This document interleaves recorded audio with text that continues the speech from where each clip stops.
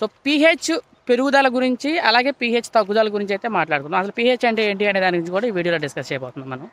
So ఈ pH వల్ల చేపకి use ఏంటంటే, మనకి ఒక చేప వాటర్ పారామీటర్స్ మీద డిపెండ్ అయ్యి బతుకుతుందండి. ఎప్పుడైనా సరే మనం ఏ మెడిసిన్ ఇచ్చినా సరే ఫస్ట్ ఆఫ్ ఆల్ మనం ఇచ్చే మెడిసిన్ ఏంటంటే వాటర్కి మాత్రమే ఇస్తాం, అలాగే సాయిల్కి ఇస్తాం. ఈ రెండింటికి మనం ఎక్కువ మెడిసిన్ ఇచ్చేది కూడా ఈ రెండింటికి.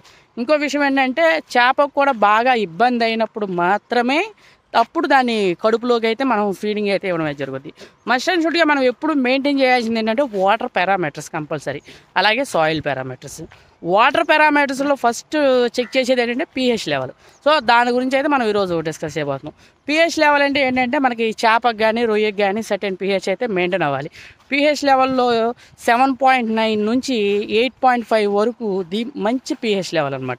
ఈ లెవెల్ అనేది ఎప్పుడు మెయింటైన్ అవ్వాలి. ఒకవేళ pH పెరిగిపోయింది అనుకోండి, చేపల్లా ముట్టెత్తేయడం, అటు ఇటు తిరగడం, పైన కిందకి వెళ్ళకుండా నీళ్ళలోకి వెళ్ళకుండా పైకి వచ్చేయడం అలాంటివి జరుగుతూ ఉంటాయి. రొయ్యి కూడా అంతేనండి. సో ఏంటంటే pH లెవెల్ కంపల్సరీగా మనం ఎప్పుడు 7.9 నుంచి 8.5 వరకు pH లెవెల్ మెయింటైన్ చేయడం అయితే జరుగుతుంది. pH లెవెల్ వచ్చేసరికి మార్నింగ్ పూట ఒక pH లెవెల్ ఉంటుంది, మధ్యాహ్నం పూట ఒక pH లెవెల్ ఉంటుంది, అలాగే సాయంత్రం పూట ఒక pH లెవెల్ ఉంటుంది. ఎందుకంటే ఎండను బట్టి pH లెవెల్ హెచ్చు తగ్గులు అయితే జరగడం అయితే జరుగుతుంది. మధ్యాహ్నం పూట pH లెవెల్ ఎంత పెరిగినా సరే ప్రాబ్లం అయితే ఉండదు.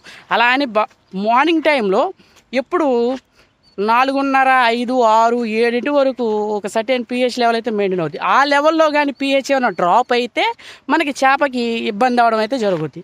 సో pH లెవెల్ పెంచాలి అని అంటే మనం ఏం చేస్తామంటే, అగ్రికల్చర్ లైమ్ ఉంది కదా, మీకు తెలుసు కదా, ఏజీ లైమ్ అంటారు, అగ్రికల్చర్ లైమ్ సున్నం అనమాట అది. సో ఆ సున్నాన్ని కొడితే మనకేమవుద్ది, pH లెవెల్ అనేది పెరగడం అయితే జరుగుతుంది. ఒకవేళ pH లెవెల్ బాగా పెరిగిపోయింది అనుకోండి, 8.7, 8.8, 9 కూడా ఉంటాయి కొన్ని చెరువులు. సో అప్పుడు pH లెవెల్ తగ్గించడానికి ఏం చేస్తామంటే బెల్లం అయితే మనం వాడటం అయితే జరుగుతుంది. బెల్లం కొడితే ఏమవుతుందంటే pH లెవెల్ డ్రాప్ అవుద్ది. అలాగే pH లెవెల్ పెంచాలంటే ఏజీ లైమ్ అయితే కొడితే pH లెవెల్ పెరుగుద్ది. ఇది అర్థమైందండి. ఈ రెండు మనం pH లెవెల్ మెయింటైన్ చేయడానికి అప్పుడు ఎప్పుడు కావాలంటే అప్పుడు. సో కంపల్సరీగా చేపల చెరువులు చేసేవాళ్ళు మ్యాక్సిమం వాటర్ టెస్ట్ అయితే చేయించుకోవాలి కంపల్సరీగా. మీరు డాక్టర్ దగ్గరికి వెళ్ళారనుకోండి, ఫస్ట్ వాడు చేసేదండి, ఏమంటే నాకు ఈ జబ్బు వచ్చింది అనగానే టక్ టక్ టక్ ట్యాబ్లెట్ రాసి ముందు రాసి ఇచ్చేయడు. నాకు ఆల్రెడీ కొన్ని ఫోన్ చేసి అన్న ఇలా ఉందన్న అని అంటారు. సో నాకు ఫస్ట్ ఆఫ్ ఆల్ నేను వెంటనే నాకు వాటర్ రిపోర్ట్ కావాలండి అని అయితే అనడమే జరుగుతుంది. ఎందుకని, అందులో మనం ఏ మెడిసిన్ ఇచ్చినా సరే నీళ్ళపైనే ఇస్తాం. మీరు ఇచ్చే వాటర్ సరిగ్గా లేవనుకోండి, నువ్వు ఇచ్చిన మెడిసిన్ పాయిజన్ కింద తయారైపోద్ది. సో అర్థమైందా సార్? సో దానికోసం నేను వాటర్ రిపోర్ట్ అడిగేది. సో డెఫినెట్గా ఏంటంటే వాటర్ రిపోర్ట్ని బట్టి మాత్రమే మెడిసిన్ అయితే ఇవ్వడమే జరుగుద్ది. మేము ఇచ్చే ప్రతి మెడిసిన్ వాటర్ మీద పనిచేసేస్తుంది. 100%, 100కి 95% పనిచేసేస్తుంది.